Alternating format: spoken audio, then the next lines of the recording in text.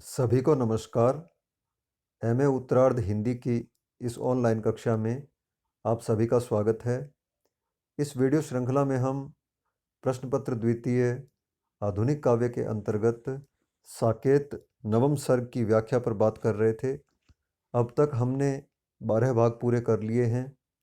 आज भाग 13 के अंतर्गत हम आगे व्याख्या पर बात करेंगे। जैसा कि हमें विदित है, साकेत उर्मिला की विरह व्यथा का ही काव्य है। उसी विरह व्यथा के वर्णन के क्रम में उर्मिला कमल से कहती है, देखूं मैं तुझको सविलास, खिल सहस्रदल सरस सुवास, अतुल अम्बुकुल सा अमल भला, कौन है अन्य, अम्बुज जिसका जन्य तू, धन्य धन्य ध्रुव धन्य, साधु सरोवर विभव विकास, खिल सहस्रदल सरस सुवास।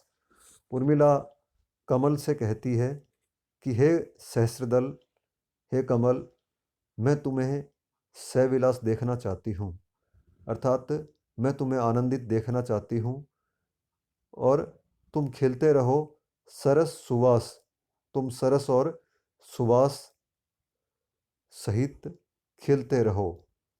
अतुल अम्बुकुल सा अमल भला कौन है अन्य, कि अम्बुकुल जल के समान और कौन अमल है, अर्थात स्वच्छ है, पवित्र है। और अम्बुज जिसका जन्य तू, और हे अम्बुज, तुम उस अम्बु के ही, उस जल के ही पुत्र हो, अर्थात तुम भी वैसे ही अमल हो, वैसे ही पवित्र हो, और उस अम्बु के पुत्र होने के कारण तुम धन्य हो। साधु सरोवर विभव विकास, खिल सहस्रदल सरस सुवास, तुम साधु सरोवर, सरोवर में तुम्हारा विकास हो, तुम खिलते रहो और सरस और सुवास सहित रहो। कब फूलों के साथ फल, फूल फलों के साथ, तू ही ऐसा फूल है, फल है जिसके हाथ, ओ मधु के अनुपम आवास, खिल सहस्रदल सरस सुवास, एकमात्र उपमान तू है अनेक उपमेय, रूप रंग गुण गंध में तू ही गुरुतम गेय, ओ उन अंगों के आभास, खिल सहस्रदल सरस सुवास। आगे उर्मिला कहती है कि कब फूलों के साथ फल, कि बाकी सभी वृक्षों में फूलों के साथ फल तथा फल के साथ फूल हों, ऐसा संयोग नहीं होता है। अर्थात जब फूल होते हैं तो फल नहीं होते हैं, तथा जब फल होते हैं तो फूल नहीं होते हैं, किंतु तुम ही एकमात्र ऐसे फूल हो जिसके साथ फल भी हैं। ओ मधु के अनुपम आवास, और तुम मधु के अनुपम आवास हो। एकमात्र उपमान तू है अनेक उपमेय, कि तुम ही एकमात्र उपमान हो, अर्थात हम साहित्य में देखते हैं कि कमल ही श्रेष्ठ उपमान है। कमल से ही सभी वस्तुओं की सुंदरता बताई जाती है। तो एकमात्र उपमान तू है अनेक उपमेय, कि उपमान तो एकमात्र तुम ही हो, उपमेय अनेक प्रकार के हैं। रूप रंग गुण गंध में तू ही गुरुतम गेय, कि रूप रंग गुण और गंध, इन सभी में तुम गुरुतम हो, श्रेष्ठ हो। ओ उन अंगों के आभास, खिल सहस्रदल सरस सुवास, तू सुषमा का कर कमल, रति मुखाब्ज उद्ग्रीव, तू लीला लोचन नलिन, ओ प्रभुपद राजीव, रच लहरों को लेकर रास, खिल सहस्रदल सरस सुवास, सहज सजल सौंदर्य का जीवन धंतु पद्म, आर्य जाति के जगत की लक्ष्मी का शुभ सद्म, क्या यथार्थ है यह विश्वास, खिल सहस्रदल सरस सुवास, रहकर भी जलजाल में तू अलिप्त अरविंद, फिर तुझ पर गूंजे न क्यों कविजन मनोमिलिंद। आगे उर्मिला कहती है कि तुम ही सुषमा का कर कमल हो, तुम ही सुषमा का प्रसार करने वाले हो। रति मुखाब्ज उद्ग्रीव, और रति अर्थात कामदेव की पत्नी का मुख मानो तुम ही हो।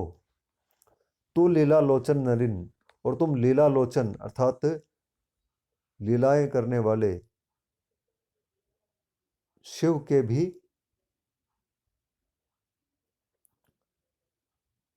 तुम लीलाओं को करने वाले शिव के नेत्र हो, ओ प्रभुपद राजीव, और तुम स्वयं प्रभु के पद के समान हो।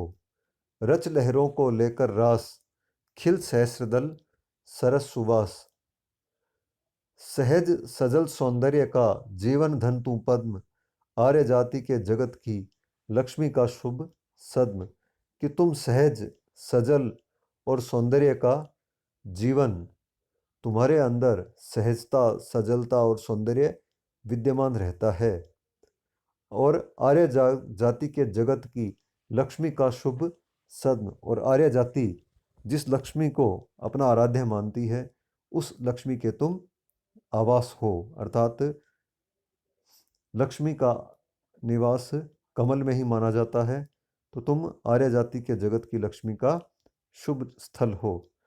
क्या यथार्थ है यह विश्वास, खिल सहस्रदल सरस सुवास, कि क्या यह विश्वास यथार्थ है। रहकर भी जल जाल में तू अलिप्त अरविंद, फिर तुझ पर गूंजे न क्यों कविजन मनो मिलिंद। आगे उर्मिला कहती है कि हे कमल, तुम जल में रहकर भी अलिप्त रहते हो, निर्लिप्त रहते हो, अर्थात तुम उस योगी के समान हो जो संसार में विचरण करते हुए भी इस संसार से निर्लिप्त रहता है, राग द्वेष से रहित रहता है। उसी प्रकार तुम भी इस जल में रहकर भी जल से अलिप्त हो। फिर तुझ पर गूंजे न क्यों कविजन मनो बिलिंद, फिर तुम्हारी यह श्रेष्ठता देखकर कविजन तुम्हारे ऊपर मोहित क्यों न हो जाएं, अर्थात जो तुम्हें श्रेष्ठ उपमान माना गया है और तुम्हारी समता कोई अन्य नहीं कर पाता है, तो उसका कारण यही है कि तुम जल में रहकर भी अलिप्त रहते हो। कौन नहीं दानी का दास, खिल सहस्रदल सरस सुवास, तेरे पट है खोलता आकर दिनकर आप, हरता रह निष्पाप तू हम सब के संताप, ओ मेरे मानस के हास, खिल सहस्रदल सरस सुवास। आगे उर्मिला कहती है कि कौन नहीं दानी का दास, कि तुम्हारे जैसा जब दानी हो तो उसका दास कोई क्यों न होगा, अर्थात तुम एक श्रेष्ठ दानी हो, अपना सब कुछ दान करते हो और स्वयं निर्लिप्त रहते हो, ऐसे दानी का दास कोई क्यों नहीं होगा। खिल सहस्रदल सरस सुवास, तेरे पट है खोलता आकर दिनकर आप, कि तुम्हारे पट स्वयं दिनकर आकर खोलता है, अर्थात सूर्य स्वयं आकर तुम्हारे पट खोलता है। हरता रह निष्पाप तू हम सबके संताप, कि तुम हम सबके संताप हरते रहो। ओ मेरे मानस के हास, ओ मेरे मानस के हास, अर्थात मेरे मानस की प्रसन्नता। बैठी है तू षटपदी निज सरसिज में लीन, सप्तपदी देकर यहाँ बैठी मैं गतिहीन। बिखर कली जड़ती है कब सीखी किंतु संकुचित होना, संकोच किया मैंने भीतर कुछ रह गया यही रोना। आगे उर्मिला षटपदी अर्थात भ्रमरी को कहती है कि हे भ्रमरी, तुम षटपदी होकर भी निज सरसिज में लीन, अपने सरसिज में अपने कमल में लीन हो, अर्थात तुमने अपने प्रियतम को प्राप्त कर लिया है, किंतु सप्तपदी देकर, मैंने 7 पद देकर भी, अर्थात अपने प्रियतम के साथ सप्तपदी प्राप्त करके भी मैं यहाँ गतिहीन बैठी हूँ, अर्थात तुम षटपदी होकर भी अपने प्रियतम के संग रहती हो और मैं सप्तपदी देकर भी गतिहीन हूँ, अर्थात मुझे अपना अभिष्ट फल प्राप्त नहीं हुआ है। बिखर कली झड़ती है कब सीखी किंतु संकुचित होना, कि कली खिलती है और उसके पश्चात वह बिखर कर झड़ जाती है, किंतु सीखी कब सीखी किंतु संकुचित होना, किंतु फिर भी कली ने संकुचित होना नहीं सीखा है, अर्थात कली जब तक खिलती है तब तक प्रसन्न रहती है और झड़ जाने पर भी वह उदास नहीं होती है और संकुचित नहीं होती है। संकोच किया मैंने, भीतर कुछ रह गया यही रोना। किंतु मैंने संकोच किया, अर्थात जब अपने प्रियतम से मैं अलग हुई तो मैंने संकोच किया, मैं दुखी हुई और इसी से मेरे भीतर कुछ रोना रह गया है। अरी गूंजती मधुमक्खी, किसके लिए बता तूने वह रस की मटकी रखी। किसका संचय देव सहेगा, काल घात में लगा रहेगा। व्याध बात भी नहीं कहेगा, लूटे घाघर लक्खी। अरी गूंजती मधुमक्खी। उर्मिला मधुमक्खी को संबोधित करते हुए कहती है कि हे मधुमक्खी, तुम बताओ कि तुमने किसके लिए वह रस की मटकी रखी हुई है, अर्थात तुमने अपने छाते में शहद का संग्रह किया है, वह तुम्हारे शहद का संग्रह,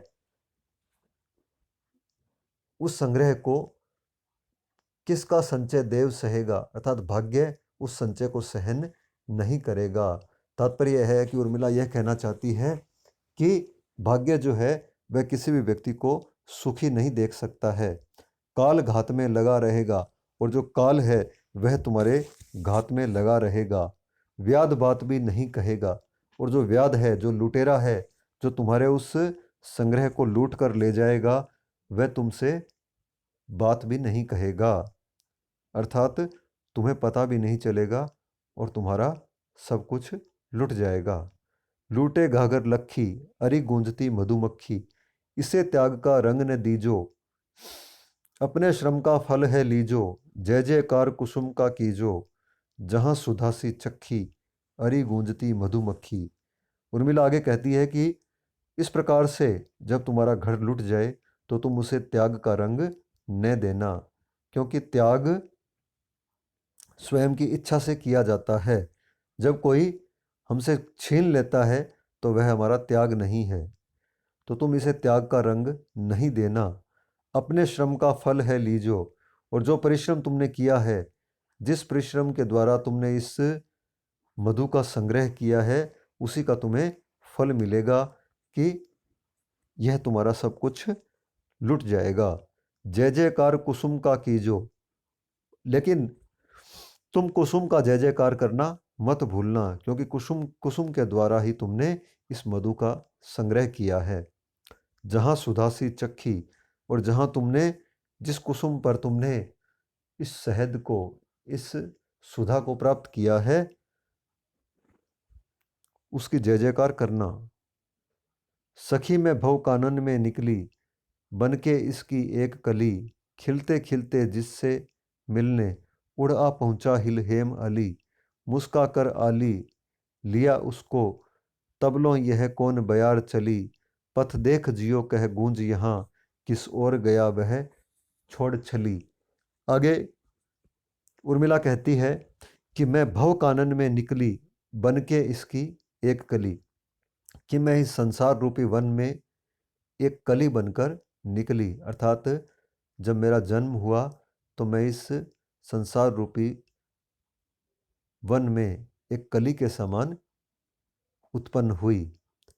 खिलते खिलते जिससे मिलने, उड़ा पहुंचा हिल हेम अली। और कली के रूप में खिलते खिलते ही, अर्थात पूरी तरह खिलने से पूर्व ही मुझसे मिलने के लिए एक अली अर्थात भ्रमर आ पहुंचा। यहाँ उर्मिला स्वयं को कली तथा अपने प्रियतम लक्ष्मण के लिए अली शब्द का प्रयोग कर रही है। मुस्का कर आली लिया उसको, तबलों यह कौन बयार चली। और मैंने उसको, हे सखी, मैंने उस भ्रमर को मुस्काकर लिया, अर्थात प्रसन्न होकर मैंने उसे स्वीकार किया, किंतु तभी यह कौन सी बयार चली, जिसमें पथ देख जियो कह गूंज गूंज यहाँ, किस ओर गया वह छोड़ चली। किंतु तभी न जाने कौन सी बयार चली और वह भ्रमर मुझे पथ देख जियो, पथ को देखकर जियो, यह कहकर न जाने किस ओर चला गया। पथ देख जियो का अर्थ है कि प्रतीक्षा करती रहो, यह कहकर मेरा वह प्रियतम मुझे छोड़कर चला गया और मेरे साथ छल कर गया। छोड़ छोड़ फूल मत तोड़, आली देख मेरा, हाथ लगते ही यह कैसे कुम्हलाए हैं। कितना विनाश निज क्षणिक विनोद में है। दुखिनी लता के लाल आंसुओं से छाए हैं। किंतु नहीं चुन ले सहर्ष खिले फूल सब। रूप गुण गंध से जो तेरे मन भाए हैं। जाए नहीं लाल लतिका ने झड़ने के लिए। गौरव के संग चढ़ने के लिए जाए हैं।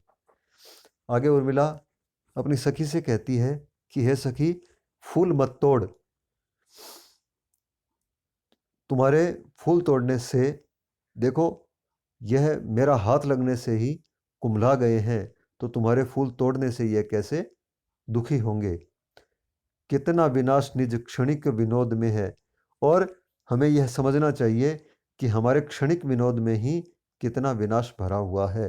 अर्थात हम अपने थोड़े से विनोद के लिए, थोड़े से आनंद के लिए किसी का कितना विनाश कर देते हैं। दुखिनी लता के लाल आंसुओं से छाए हैं।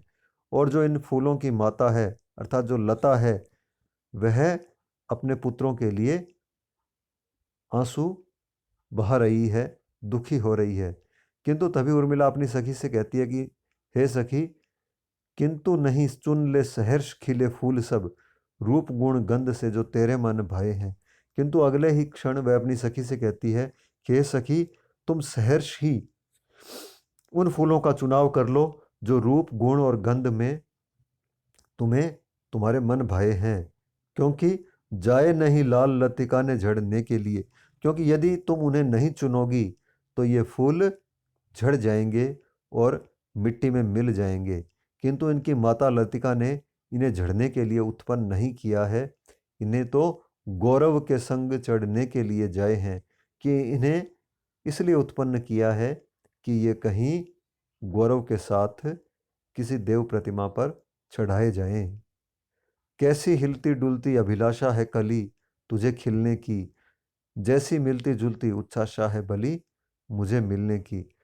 उर्मिला कली से कहती है कि हे कली, तुम्हें कैसी हिलती डुलती अभिलाषा है खिलने की, और जैसी तुम्हें खिलने की अभिलाषा है, वैसी ही मुझे भी उच्च आशा है मिलने की। अर्थात मैं भी अपने प्रियतम से उसी प्रकार से मिलने के लिए व्याकुल हूँ जिस प्रकार से तुम खिलने के लिए व्याकुल हो।